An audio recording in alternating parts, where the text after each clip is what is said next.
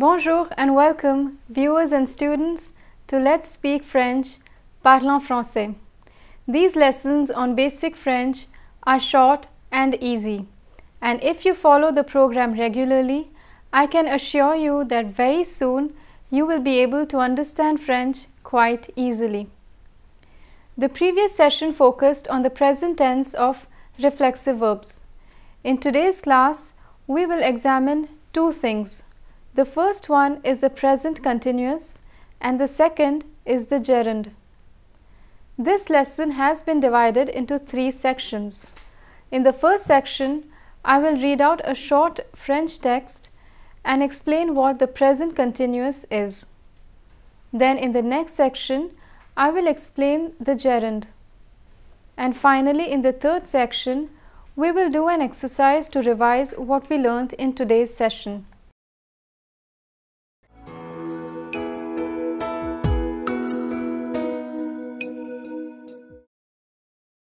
We'll begin the lesson with a short French text.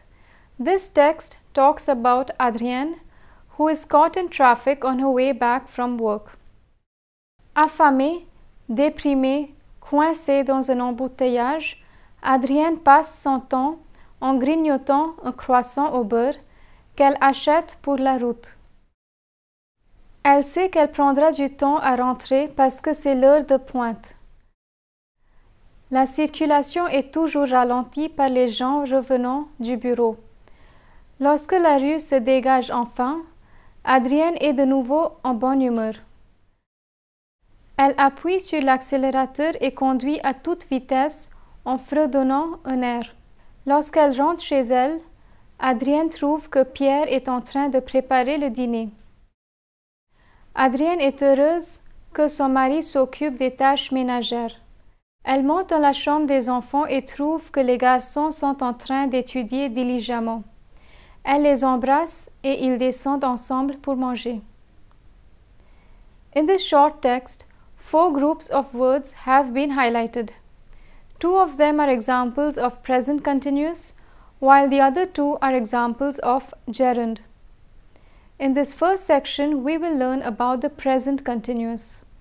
In the next section, we'll examine the gerund. The present continuous, also known as the present progressive, is a tense that indicates an ongoing action.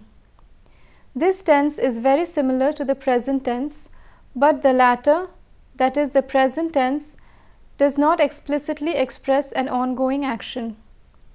Let me illustrate this with an example. Peter is preparing dinner. Peter prepares dinner. The first sentence is an example of the present continuous. In this sentence, Peter is in the act of preparing dinner while we speak about him. But in the second sentence, which is an example of the present tense, Peter is not necessarily preparing dinner while we speak about him. In English, one mostly uses the present continuous, and the present tense is commonly used while talking about routine actions. In the French language, the present continuous exists as well. In French, the term used for this tense is présent continu or présent progressif. Let me now show you how the present continuous is used in French. To do so, let us consider the French translation of the previous example. This French equivalent is taken from the French text. Pierre est en train de préparer le dîner. In English, it is easy to convert the verb from the present tense to the present continuous. One simply adds the suffix ing to the infinitive form of the verb. But in French, one needs to insert the phrase être en train de before the infinitive form of the verb.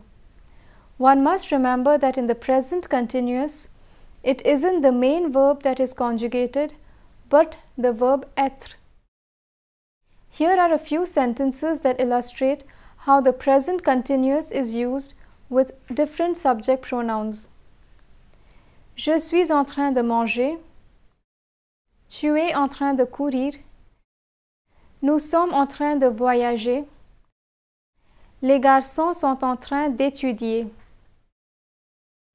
As you can see, it's the verb être which is conjugated each time. The main verb retains its infinitive form. Before we end this section, let me point out two important things regarding the present continuous. In French, the present tense can also indicate an ongoing action. And since the present tense is shorter and simpler than the present continuous, one generally uses the present tense to express an ongoing action. The second point that needs to be kept in mind is when translating the present continuous from English to French. Many French students make the mistake of doing a word-to-word translation from English to French. Instead of using the present tense or the present continuous in French, they often end up with a structure that is grammatically incorrect. To understand it, let's see how the question "Que fais-tu?" What are you doing? Is answered. What are you doing? I am working. Que fais-tu? Je suis travaillant. The right answer would be Je travaille, which is the present tense, or Je suis en train de travailler, present continuous. But many students try to follow the English structure and translate each word literally. I am is translated as Je suis and working is translated by travaillant. ing ending verbs in English are equivalent to French present participle, that is, verbs ending with ant. I will explain the present participle in the next section when we learn about the gerund. But for the moment, all you need to understand is that just because the present participle is used in English does not mean you need to use the present participle in French as well. Each language has its own structure, and the right structure to indicate an ongoing action in French is either through the present tense, je travaille, or through the phrase être en train de, je suis en train de travailler.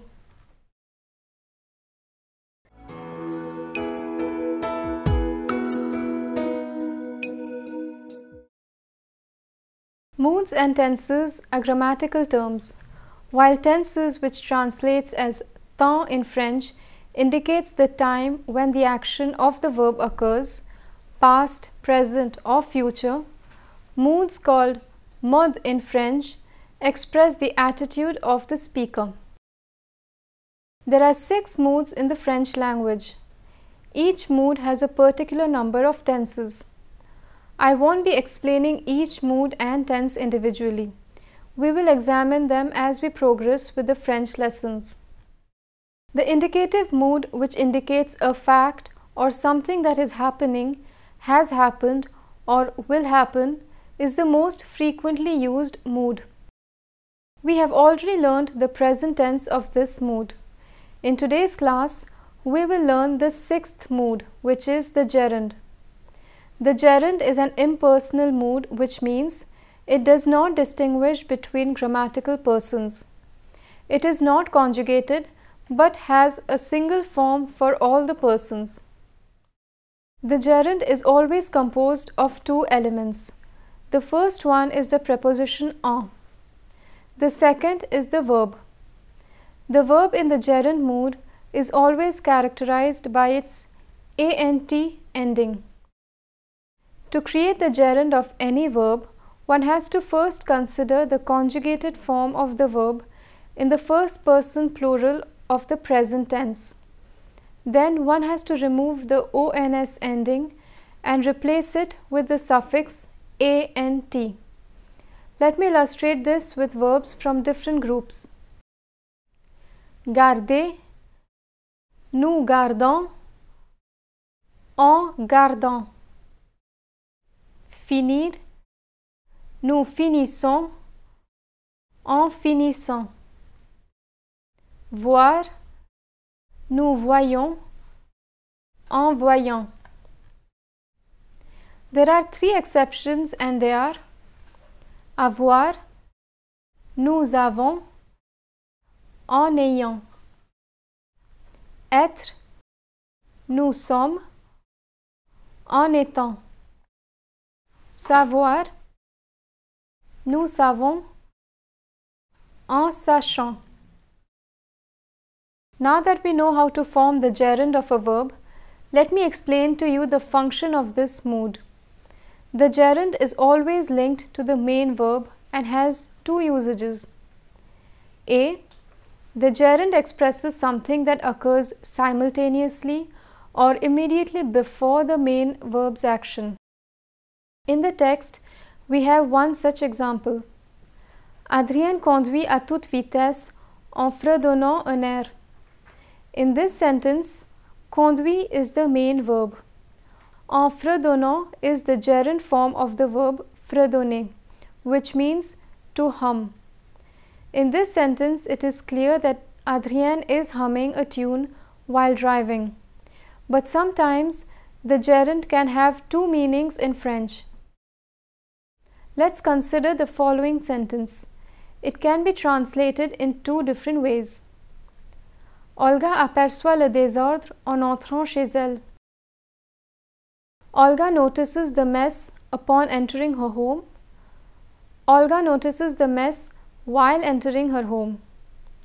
In the English sentences, the preposition upon and the conjunction while clearly indicate whether the verb in the gerund occurs at the same time or after the main verb. This precision is sometimes missing in the French sentence. B. The gerund can also express how or why the action of the main verb happens.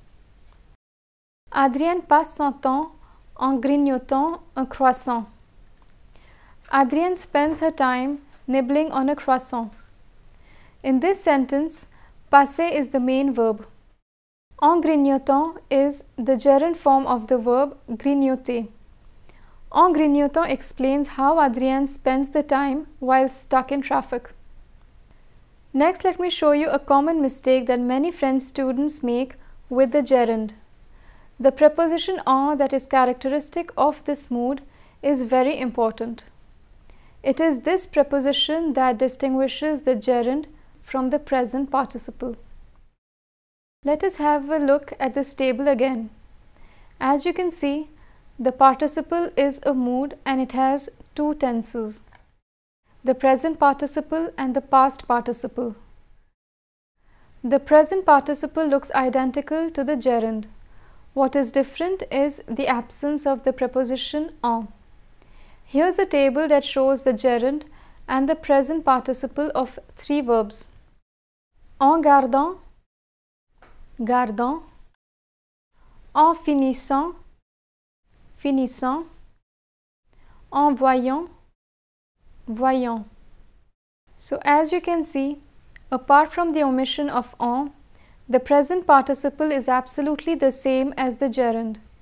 It is this similarity that confuses French students, and one often finds that these two forms are interchangeably used. In order to avoid this pitfall, one must understand the function of the present participle. The present participle is always used as an adjective which modifies the noun that precedes it. The gerund, on the other hand, is connected to the main verb. Here's an example of these two forms. The verb is the same in both sentences. En arrivant à l'aéroport, les touristes se dirigent vers le bureau d'accueil. Upon arriving at the airport, the tourists proceed towards the reception desk. Les touristes arrivant à l'aéroport se dirigent vers le bureau d'accueil. The tourists arriving at the airport proceed towards the reception desk. In the first sentence, the verb arriver is in the gerund form. Arriver is therefore linked to the main verb, which is se diriger. In this sentence, the verb arriver indicates when the tourists proceed towards the reception desk. In the second sentence, the verb arriver is conjugated in the present participle. Arriver is therefore linked to the noun that precedes it, which is touriste. By modifying the noun touriste, the verb arriver functions as an adjective which describes what kind of tourists proceed towards the reception desk. Before we move on and revise what we learned today, let me summarize the second section. We learned that the gerund is an impersonal mood that has a single invariable form. This form is composed of two elements, the preposition en followed by the verb. We also learned that the gerund is often confused with the present participle. While the present participle functions as an adjective, the gerund indicates how or when the action of its verb occurs with regard to the action of the main verb.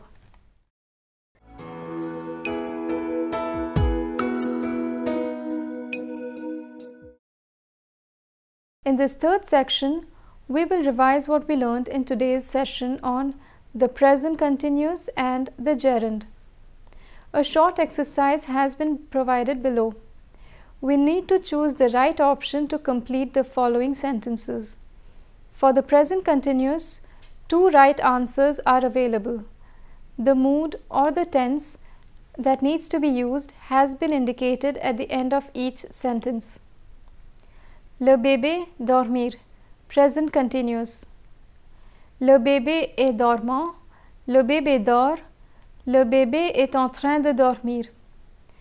This sentence translates as the baby is sleeping. There are two right answers. Both B and C are correct. Le bébé dort and le bébé est en train de dormir. Nous finir nos devoirs. Present continuous. Nous finissons nos devoirs. Nous sommes finissons nos devoirs. Nous sommes en train de finir nos devoirs.